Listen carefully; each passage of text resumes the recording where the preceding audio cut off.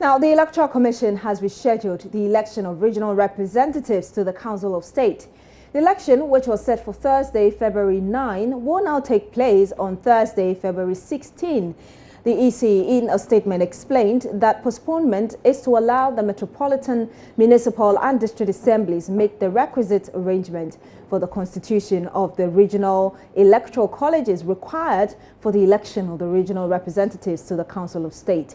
The Assistant Head of Communications at the Electoral Commission, Yusuf Al-Hassan Ayuba, this morning will help us understand issues better, and he joins us live on the phone lines now. Good morning to you, sir. Thank you for joining us.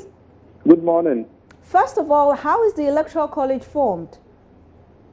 Thank you very much. The Electoral College is formed by two representatives each from the various district assemblies within the regions who converge at the regional level to form the Electoral College in order to vote to elect regional representatives to the Council of State.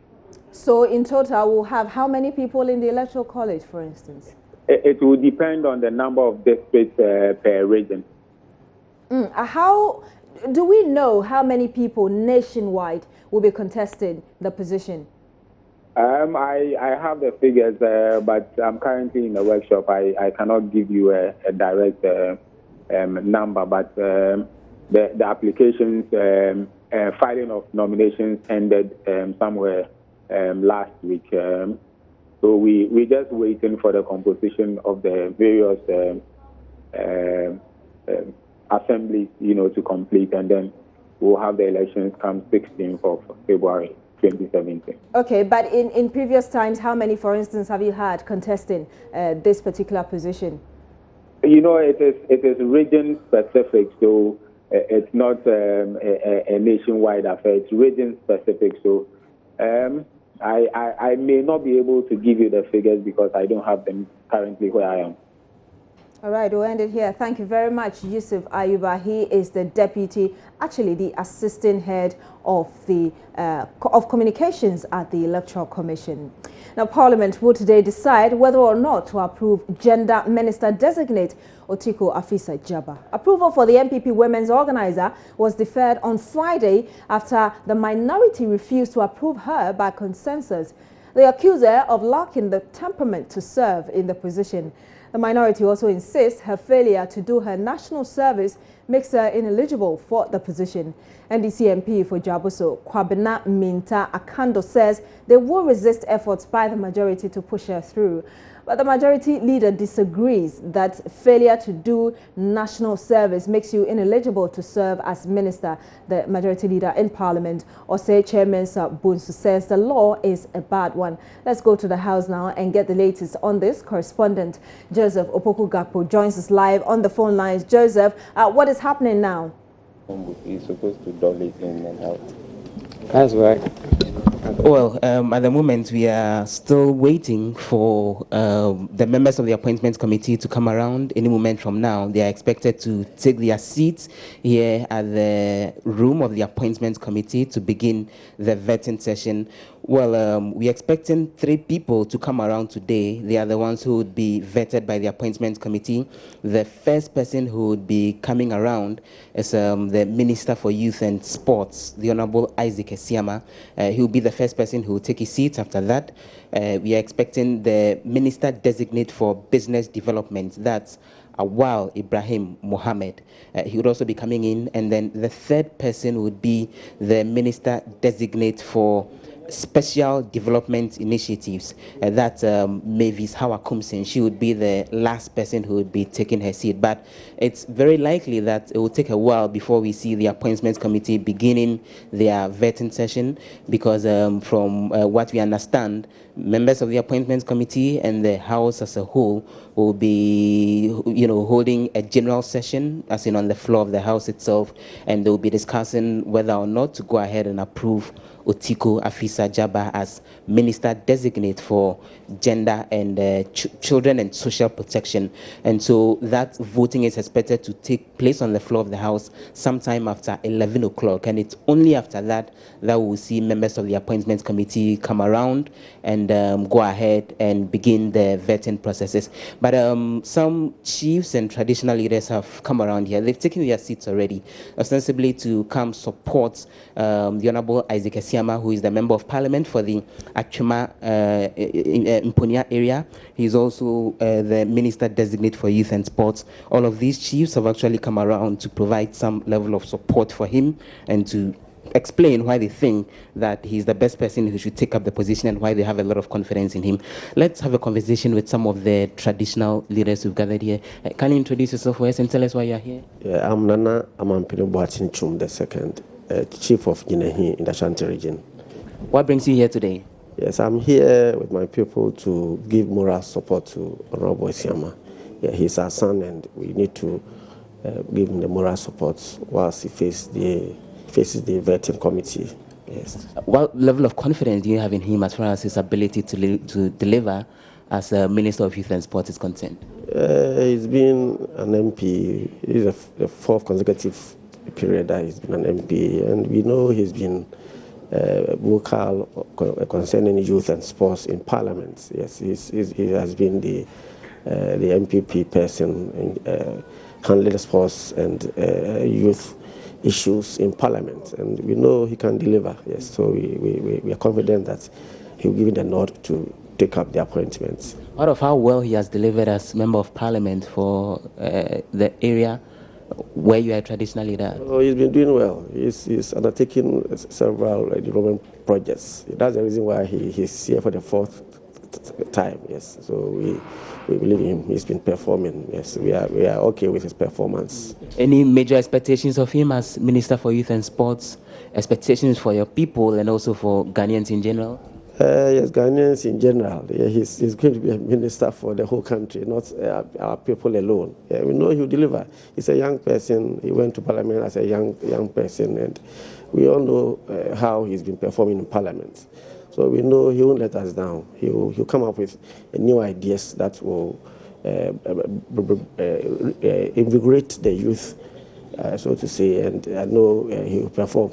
Yes. Many thanks for speaking to us there. So that's one of the several traditional leaders who've come around here to provide support for the Honorable Isaac Esiama as he appears to take his stand here at the Appointments Committee sitting. One thing is clear, this is someone who has been a Member of Parliament all these years. He's someone that a lot of the people on the Appointments Committee are quite familiar with, and so it's expected that he would be quite comfortable when he appears before them to respond to the various questions, and we all look forward to see how that would go. This is a process that may end up starting sometime around 12:30 thereabouts, because of, as I indicated, all what is expected to happen on the floor of Parliament itself before the Appointments Committee begins sitting. Back to you, Beatrice. Because we know it seems the minority and I'm talking about the Appointment Committee, it seems the minority managed to push this approval of Otiko Jaba to today. Is it likely that their stance can still block the chance of her being approved? You would recall that on the day itself, when the issue first came up on the floor of the House, that was on Friday, there were concerns about whether or not there were enough numbers on the floor of Parliament to be able to go ahead with the approval process. Based on that, the majority leader moved the debate and possible approval to today, Tuesday. As to whether they would be able to block it or not, what we know for a fact is that since Friday till date, the majority side of the House and their whips have been undertaking a lot of activities to get a lot of their members on the floor of the House. That's later today. We know that they have a very huge majority, more than 169 MPs compared to the NDC side, which has a little over 100. And so they have the overwhelming numbers. All that the majority side needs to do would be to get in their people to show up on the floor of the House, and it's likely that they'll be able to get Madam Otiko Afisa Jaba approved. As to whether the minority would be able to block it or not, well, it's not very likely if the majority are able to pull in their numbers. Even if the minority are able to pull in all of their numbers today on the floor of the House, the majority is likely to have their way,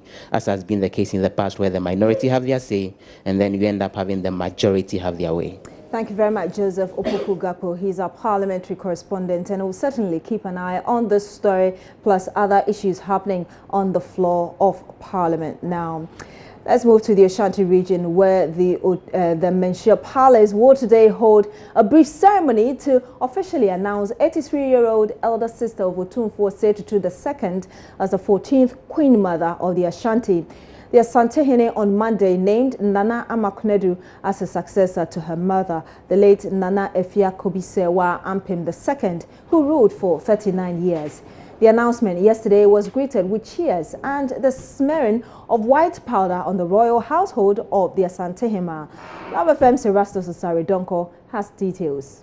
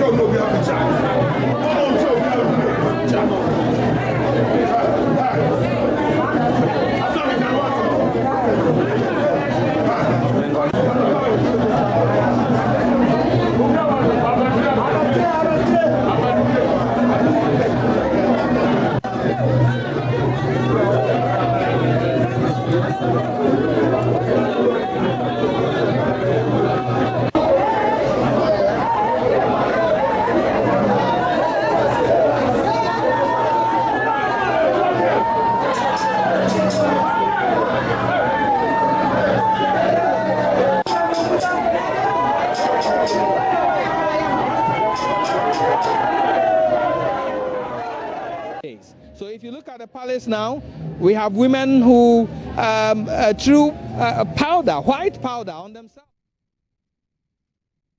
So those were visuals showing us exactly what happened there yesterday after the announcement, and correspondent Erastus Saridonko was trying to tell us more about that. But we are also trying to get in touch with him to give us the latest the latest on what is happening in the Ashanti region right now.